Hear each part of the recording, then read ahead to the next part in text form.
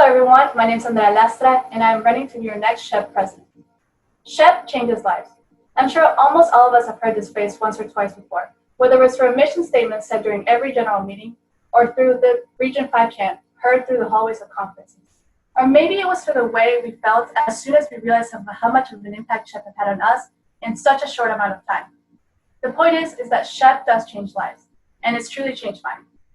1 year ago, I was standing in front of everyone I admired, my family, my friends, my mentors, asking you to be your next secretary.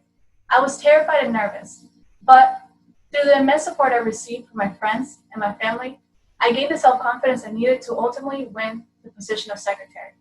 Now, fast forward a year later, I have grown confident in my skills and abilities as a student, as a person, and as a leader to become your next SHEP U of H president.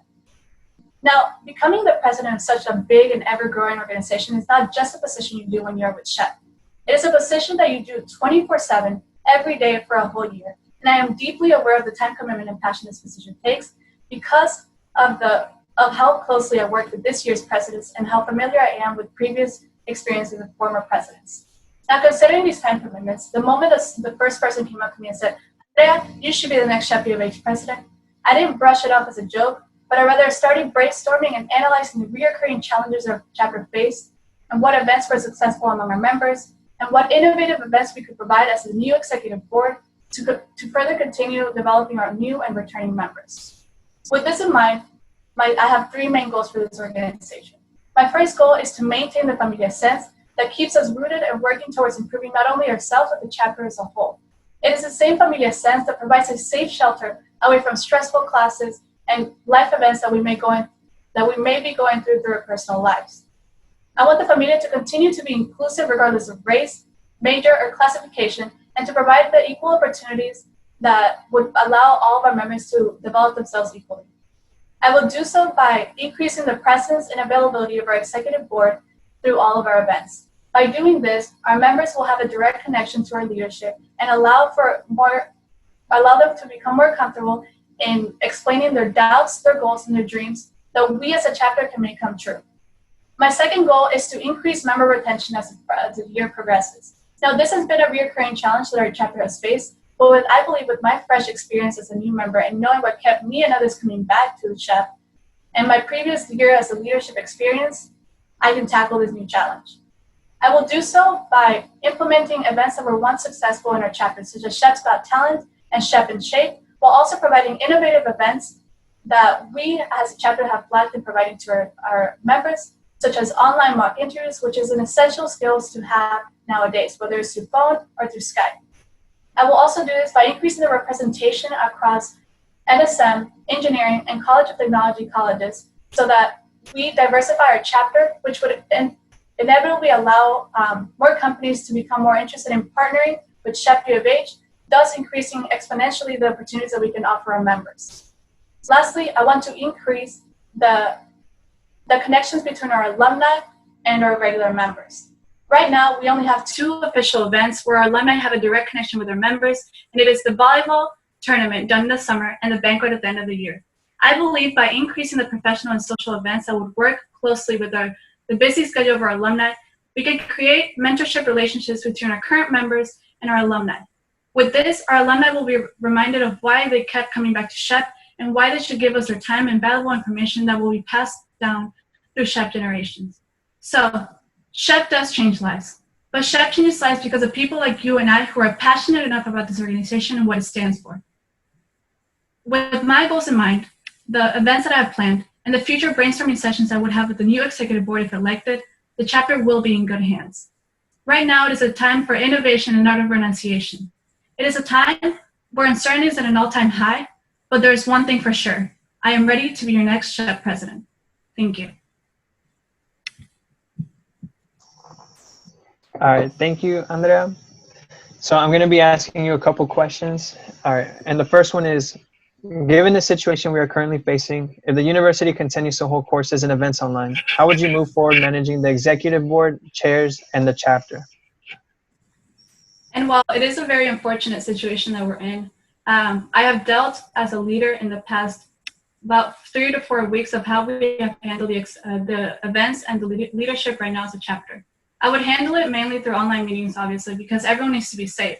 However, there is a negative side of online meetings. The familia sense kind of backs away and we get disconnected from our positions and our drive is kind of lessened. However, I believe that our familia is stronger than the situation we are in. We have 5 pillars.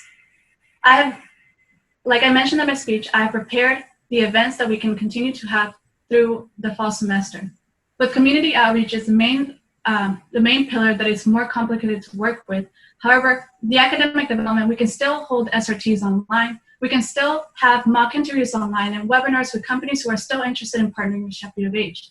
We are able to preserve the leadership by continuing to have committees in which we come up to innovative ideas weekly or monthly so that our chapter can continue to grow and stand out at a national level. All right, thank you. Okay, so taking into consideration different personalities and friendships among the leaders, how are you planning to develop your executive board and chairs to be on the same page to achieve the goal set for the upcoming year? I have learned in the past year as an e-board member that communication is key. And sometimes even myself have lacked in the communication side of being a leader. However, especially if we continue to be online, communication is going to be key to avoid confusion and problems that could arise from simple problems that could have been fixed if we just communicated. With different personalities and friendships, we have learned that there are different types of ways to communicate with each other, and we just have to learn how we prefer information to be given to us and how we prefer to be to provide our information that comes from us. So to answer your question, it'll be hard to preserve the leadership and the communication among our leadership online. However, it is doable because from what I've seen today, there are people who are passionate about the organization despite of the situation we're in. And from the previous events that we've done online in the past few weeks, I've seen our members still come out to our events and are voiceful of wanting to continue our partnering with Shep U of H and the growing of our organization.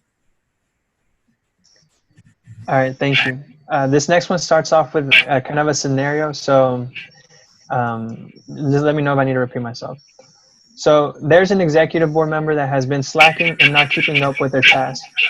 You have some discussions with them on the side to see what can change, and they promise you that they will improve. Time passes, but you still find yourself taking up the extra work and having the rest of your team volunteer to accomplish that individual's task. Please walk me through what you would do to fix this problem. Originally, I would start off by saying that being an executive board member or a chair member or being in one of our committees is a privilege. We have all worked hard by being involved in our chapter and making ourselves seem good enough to be part of these positions. I will begin by saying that because we all seem to forget eventually that we have worked so hard for this position. So when one member starts to slack off, it may be through personal problems or because their studies are getting a bit too much. So let's start with that. Ask them why they're doing the things that they're doing and why they're not doing the things they're doing. The main issue is that sometimes people don't prefer to look weak and talk about their problems, but this is a situation where we should all be transparent with each other because we all go through the same things. We all have the same fears and doubts. So because of a member maybe slacking or not doing their job, I will start off by asking them that. Next, if they continue to not do their work after I essentially told them to continue doing their work and ask them why they were doing the things they would do, I would try to continue pushing them to become better. Give them a small task to begin with and essentially exponentially growing those tasks until ultimately they feel comfortable enough again and confident enough in themselves to continue being as passionate as position as they enter the year with. So despite the fact that they are slacking, I know that they started this position for a reason and we just need to find that reason again. All right, thank you.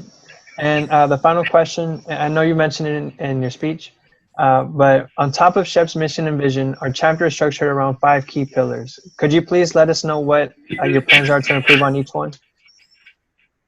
Okay, like I mentioned in my first question, I'm going to assume that the semester will be face-to-face for this one. The main pillar that needs work is our community outreach. I know from this year that our Shep Junior chairs and our community outreach chair has provided and voiced our concerns over the lack of opportunities that there are available, whether it's for a high school that has enough high schoolers that are present and wanting to be part of our Shep Junior chapter, or the opportunities that the community chair needed to provide but didn't have enough resources or enough time to commit to. This is the main pillar that we should work on. We should provide more community outreach and events that we could essentially make our community better, because familia makes community better. Additionally, our academic development pillar needs to work, because a lot of our members are struggling with their GPAs, but they're not voicing it because of our competitive our engineering college is, as well as technology and NSM. Despite of that, we need to provide a safe shelter in our SHEP U of H chapter, so that everyone is comfortable enough voicing their opinions of whether they failed that test and they need to come back to my class, whether they're not in the right academic standard, or whether they're in probation or suspension. We need to provide the safe shelter so that we can help each other become the better version of ourselves, and not a place where judgment grows against one another. We are in this together eventually. Additionally, our leadership development pillar is great as it is. From what I've seen today in the past, a lot of our members have grown out of their shell and excelled to come to where they are today. Running for executive board member, thinking of running for a chair, or wanting to be committee, or just wanting to be more active in our chapter shows great leadership experience that our future professional careers will be taken into account. Lastly, the professional pillar is one of our strongest pillars. A lot of people come into SHEP because they want that internship, or they want to come to a national conference, but still, there are ways to innovate this pillar. Like I mentioned in my speech, we have lacked the opportunity to give to our members mock interviews online or through the phone, which is an essential skill we need in our modern era, where a lot, and especially now since our new norm is online interviews. Despite of this, we have lacked to provide this opportunity, and it is time to innovate our chapter so that it's current with modern times, and still keeping the events that we have had in the past of our success among our members. Thank you. All right, thank you, Andrea.